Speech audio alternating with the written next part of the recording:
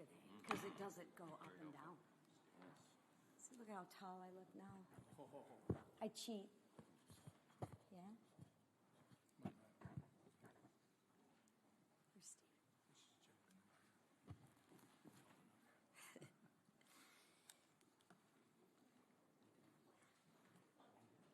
Well, good morning, everybody. So good to see you all. I want to first start by congratulating all of our Olympians. It was a phenomenal weekend. It was a phenomenal period of time to see people represent the United States of America. And I think if you watched any part of the hockey game, men's or women's, you really saw true Americans. And what I want to say is thank you for the American athletes who represented America and gave their best. And just compare and contrast to some of those athletes, and I won't even dignify them by giving them a name, that train in America, that live in America, that were born in America, who have enjoyed the freedoms that America has given them, and then they don't even have the respect for the country in which has given them so much to represent that country. I wonder why. I can think of about 20 million reasons why. But I noticed at the end, that person didn't get on a plane and go back to that communist country. They came back to the free country, the US of A, who is the best country in the world to give them that opportunity. And just compare and contrast with what we saw with the men's hockey team. They are proud to be an American, and they showed it, and they left everything on the ice. So congratulations to all the American athletes who trained here and have pride in their country. And with that, I'm going to switch gears and talk a little bit about the State of the Union tonight. You know, President Trump is going to tell the truth that the media won't tell. The state of our union is strong, and it is getting stronger. Let's be clear about what we walked into. When President Trump began his second term, he didn't inherit a smooth runway. He inherited a complete disaster. But he's delivering results. Under Democratic rule, reckless spending licked inflation to a 40-year high. Under President Trump and Republicans, inflation has fallen to 2.4%, a 70% drop from its peak. That's not luck, ladies and gentlemen. That's leadership. Under Democrats, 20 million illegal immigrants poured through our open borders. And thanks to President Trump and Republicans, Remain in Mexico is back, Catch and Release is dead, and we've had 9 straight months of zero releases. The border is safe and secure. And that's not luck. That's leadership. Under Democrats, radical overregulation sent gas prices through the roof. Under President Trump and Republicans, gas prices are at a 4-year low. And Americans' energy is roaring back. That's not luck. That's leadership. The bottom line is this: Republican leadership is working. Maybe not for the Washington bureaucrats, but it is working for the American people. And today, I want to introduce you to one of them.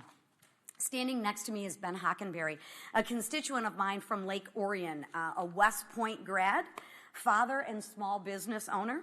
At Artemis Search Group, Ben helps American manufacturers grow and veterans find meaningful careers when they come home. Because of working families' tax cuts, Ben gets a small business deduction where he can reinvest, use to hire and actually grow his business here in America.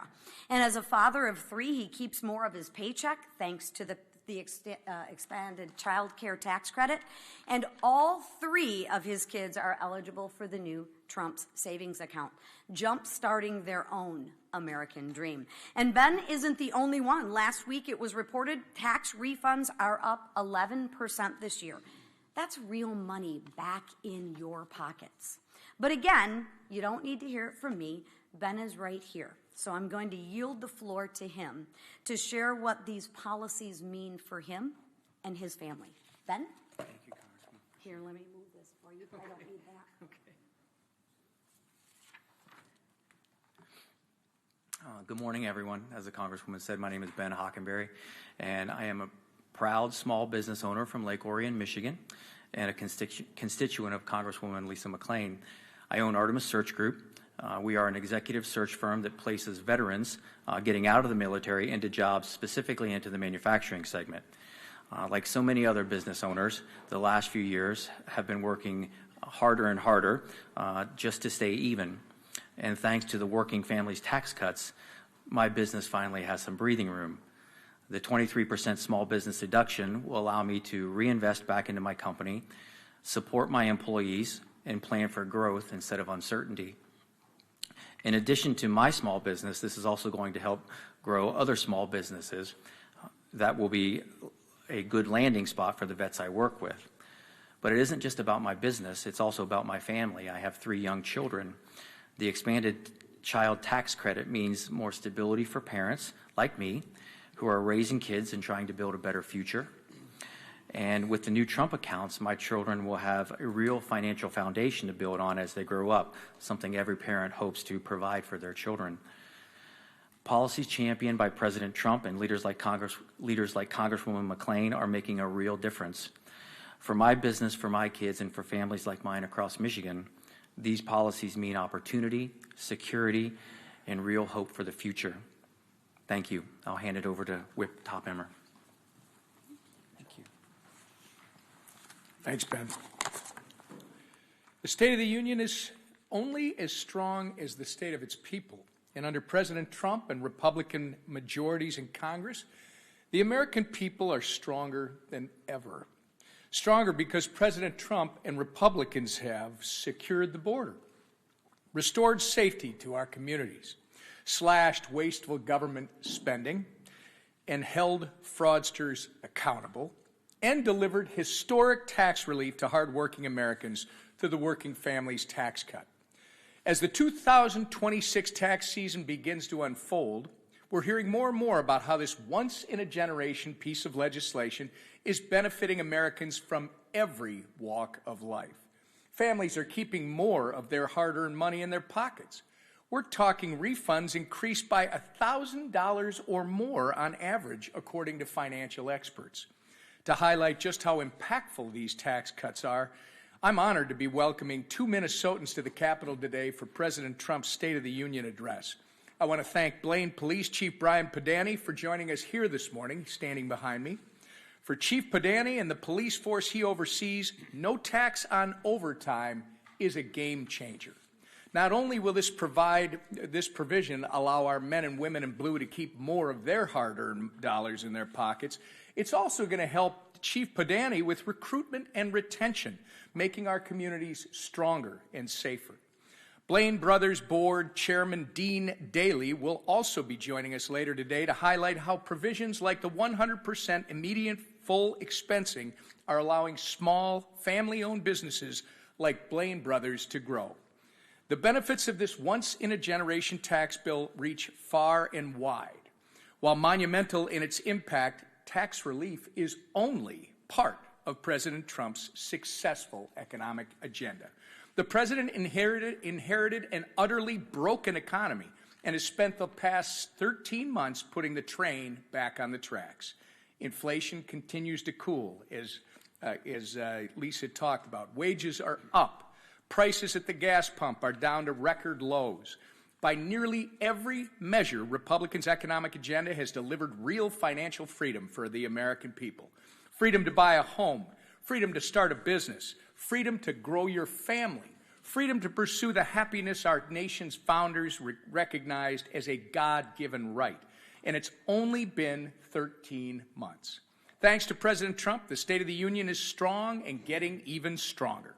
Again, I want to thank Chief Padani and Mr. Daly for making the trek to Washington, even in what some would call inclement weather.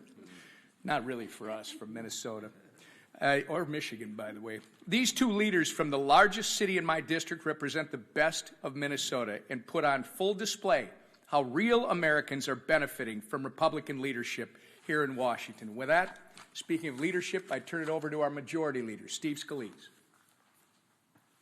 Big hockey fan. Thank you, Whip. We're all hockey fans this time of year with that exciting finish to the Olympics, and what a great Olympics it was. And especially, my wife and I, we don't watch a lot of hockey like the Whip might, but we were watching, and when that went into overtime, and then the Americans won the gold medal, it was just euphoria. We were jumping up and down, celebrating, and then to watch those hockey players talk about their patriotism and their love for America after it was over, I think was inspiring to so many Americans who can easily get jaded when you think about how this town works, how some people just want to talk down America every single day and want to pit people against each other all the time. The Olympics was a great opportunity to remind us that we're all Americans, and when we come together, we can achieve great things. And that hockey team did achieve great things, and we're going to see them, and we're going to celebrate them tonight. We're going to be celebrating a lot of other great things tonight as President Trump talks about the 250th birthday of America, how we got here, what we've done so well, what we still need to do to keep making this a more perfect union. And look, the State of the Union is getting stronger, but make no mistake, when President Trump took office, this economy was on its knees after years of Democrat control, bringing record inflation, record interest rates. You saw energy prices through the roof, more than $5 a gallon in most places. Today, families are paying, in most states, about $2.50 a gallon. That's half of what they were paying. And for a working family, just lower gas prices alone from President Trump's policies means about $600 more in the pockets of hardworking families. Doesn't mean that we're finished. There's a lot more work to do. But I think what you're going to hear tonight from President Trump is a reminder of how great this country is, what that greatness has done to improve the lives of people, and what work we still have to do to continue getting this country back on track. We're not where we want it to be, but for anybody who wants to take us back to where we were just a year and a half ago to 3 years ago, let's remind them of where Democrats take us when they get full power.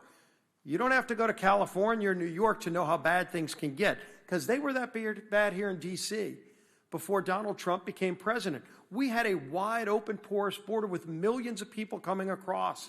Every single month, you would see record numbers coming in. And there were violent criminals coming into our country, drug cartels. The Mexican drug cartels had operational control of our southern border. And for people that don't remember how bad it was, just look at what's going on right now in Guadalajara. Just look at what's happening in that country as their leadership finally starts to confront the cartels. But they were running our southern border and bringing bad people and poisonous drugs into our country every single day. And Donald Trump ran for president saying, I'm going to do something about it. And he worked with this Republican Congress to fix that mess. And we started focusing on other problems too. We're starting to get this economy back on track. Wage growth is finally up. It's not where we need it to be.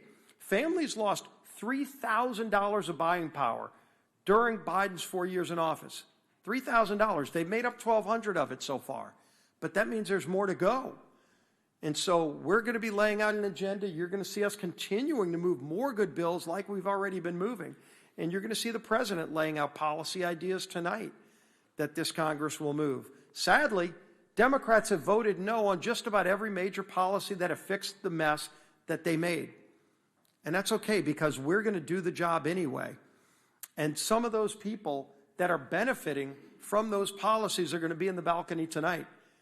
You're going to see some of those stories, and Chair McClain talked about some of them. You saw Whip Emmer talk about some of them. I'm going to highlight two of them right here. We're going to be two of my guests that I'm very proud of. We've got Heath Sykes, who's a server, one of the best restaurants in New Orleans. We're known for our food. We love our food.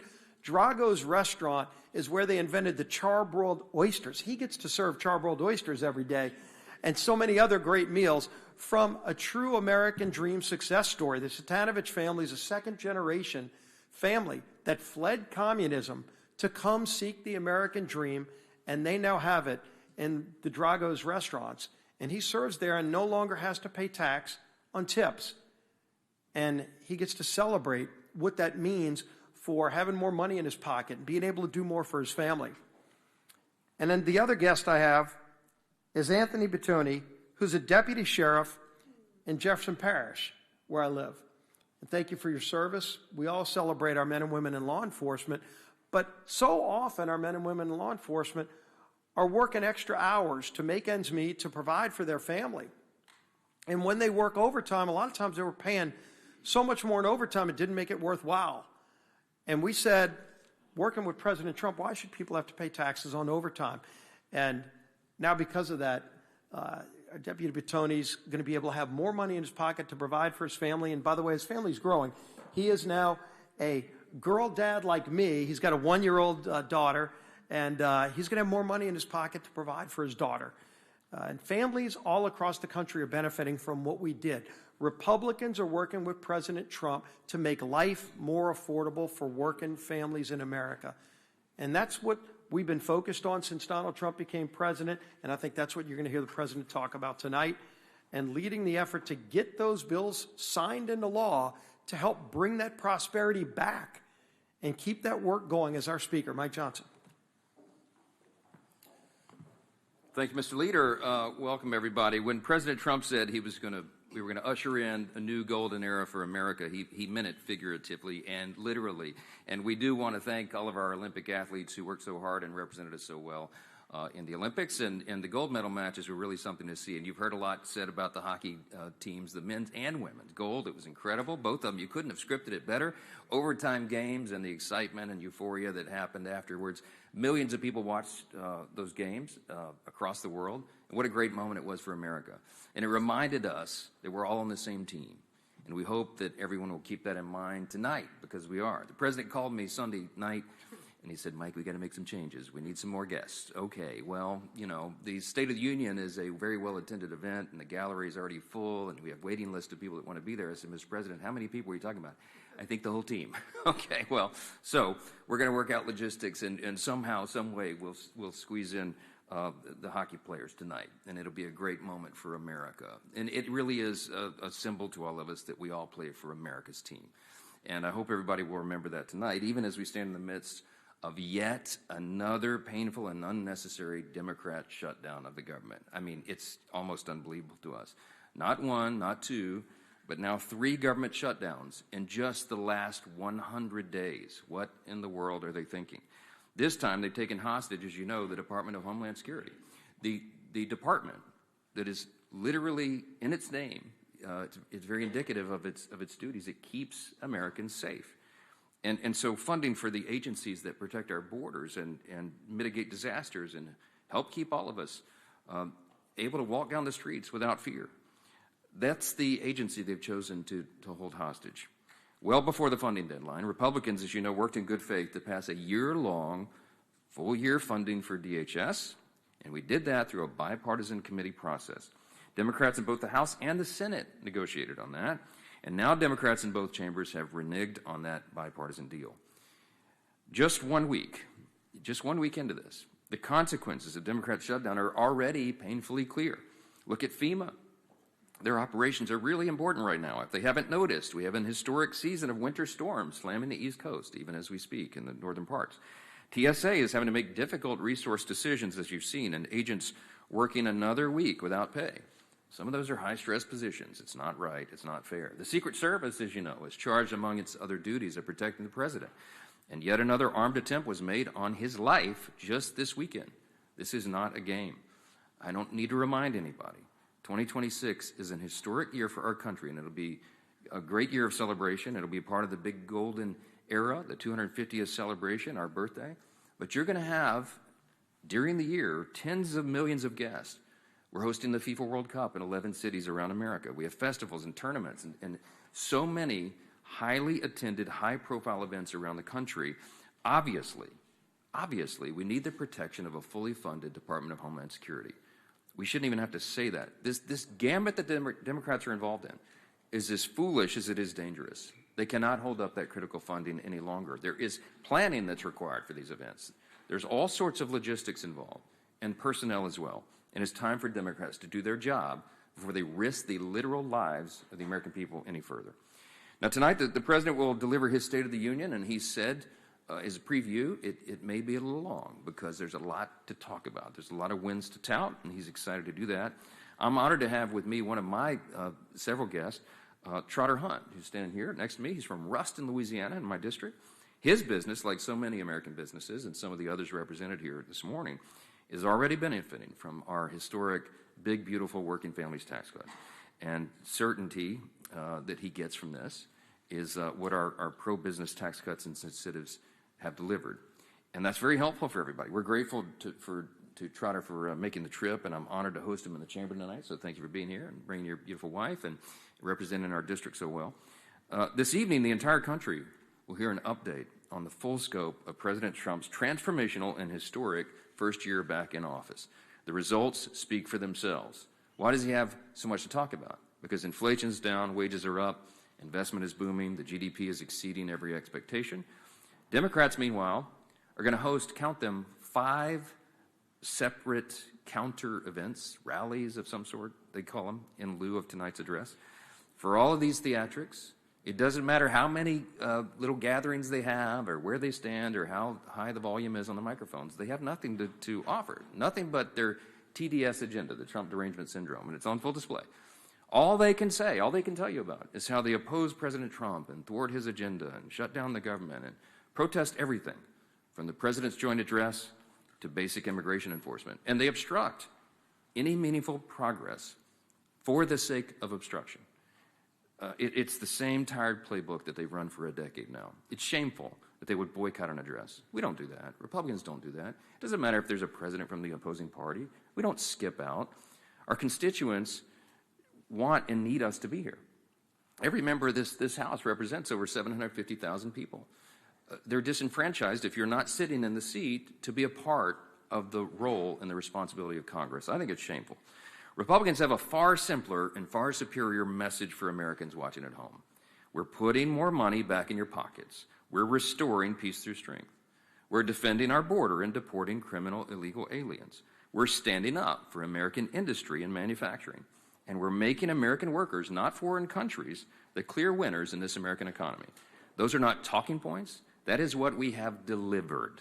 It's called Republican results, and we are proud to run on that message in this fateful midterm election year. So tonight, President Trump will demonstrate that Republicans are the only team working seriously to bring common sense back to our broken system. It's promises made, promises kept. And he's working, and we're all working together to make the country stronger, safer, and more affordable, and more prosperous for all Americans. And many of them will be represented in that big, beautiful gallery tonight. The American people will see that reflected this evening and in the months ahead as we press forward on all of those promises and so much more. We're excited. It's a great time for America. Take a few questions. Yes, sir. Becker. Yeah, I just wanted to ask you, and Representative Chris Smith have invited Jimmy Lai's daughter, Claire. Jimmy, of course, is a Catholic who is being held in China for his religious and democracy views. Why was it so important to invite her, and what do you hope she gets out of it? Well, it's a very important symbol of America's principles and what we've been advocating for around the globe. When I gave my address to the British Parliament just several weeks ago, I mentioned Jimmy Lai in that address as well. He's a British citizen, actually, but he's been detained in China for just simply engaging in free speech. We need to send a message to the Chinese Communist Party, the Marxists, and all those who believe in this communist idea that you can shut down, censor, and silence opposing viewpoints. That's not consistent with basic human rights. And America has always been a bulwark to stand for those liberties, and I think having his daughter here tonight is I hope it'll be a poignant symbol to everybody around the world that America is the great superpower because we stand for basic human rights, our inalienable rights that we celebrate on the 250th anniversary of the greatest nation in the history of the world. Think of it, we're the only country, I sound like President Trump, think of it. We're the only country in the world that was founded upon the idea that our rights come from God, our Creator, and not from the government. And the profound impact of that, the implications of that truth, is what has led us down the path to be the most free, most successful, most powerful, most benevolent nation in the whole history of the world. The communists and the Marxists have a totally different view. Their worldview begins with the premise that there is no God. And so if there is no God and there is no creator who gives you your inalienable rights, they are very much alienable and they can be taken away from you. If the government is powerful enough to give you all your rights, the government can take them away.